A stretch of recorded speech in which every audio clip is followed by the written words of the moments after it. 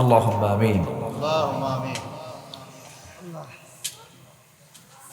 ربنا ظلمنا أنفسنا وإن لم تغفر لنا وترحمنا لنكونن من الخاسرين ربنا لا تزغ قلوبنا بعد إذ هديتنا وهب لنا من لدنك رحمة إنك أنت الوهاب গভীর রাত নিঝুম রাত ঝিমানো রাত্রিতে চাঁদের মতো হাজারো মুসলমান নরনারী নিয়ে তোমার কালামের দু তিনটা আয়াতকে সামনে রেখে 10 শ্রেণীর উপরে তোমার লানত অভিশাপ বর্ষিত হয়।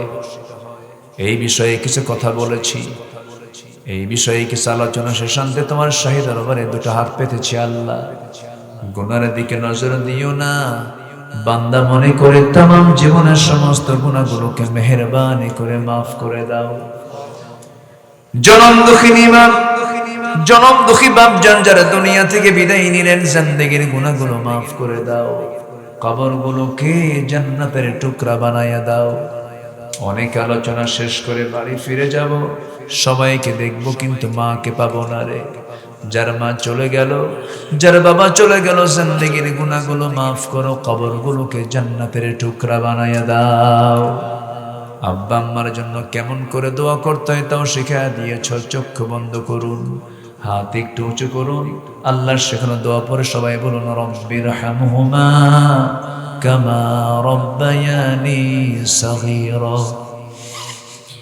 রব্বিরহামহুমা কামা রব্বায়ানি সগীরা রব্বিরহামহুমা কামা রব্বায়ানি সগীরা।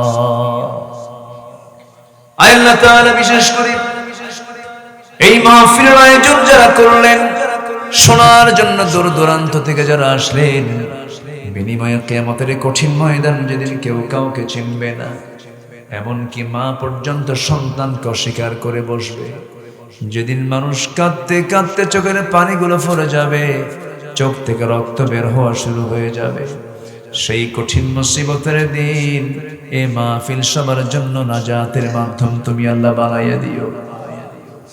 আমার ডানে বামে সামনে পেছনে আড়ালে যত ভাই বোন হাত তুলেছেন, যার যা চাওয়া তুমি আল্লাহ পাওয়া করে দিও, যার যা সমস্যা তুমি আল্লাহ সমাধান করে দিও। আশপাশে কত মাইয়িত শুয়ে আছেন, কত কবরবাসী হয়ে আছেন, আল্লাহ তাআলা তোমার দরবারে ফরিয়াদ করি, কবরবাসীর আযাবকে মাফ করে দাও, কবরবাসীকে তুমি আল্লাহ জান্নাতের টুকরা বানায়া দাও। প্রত্যেকের কবরে যারা কবরবাসী হয়ে আছেন, কবরে তোমার জান্নাতের সুরঙ্গি তুমি আল্লাহ সেট করে দাও।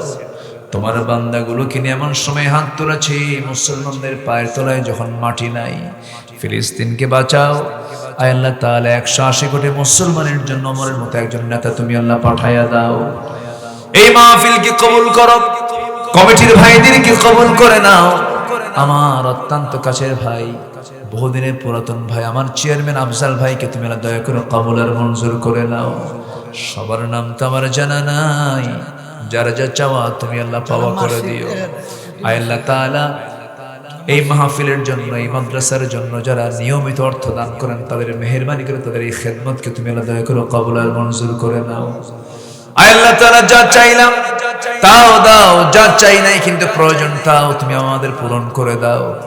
আল্লাহ তাআলা তোমার বান্দাগুলো কিনে হাত তুলেছে যে সময় দোয়া কবুলের সময়, আল্লাহ তোমার পছন্দের বান্দা না হওয়া পর্যন্ত আমাদের কাউকে মরণ দিবা না।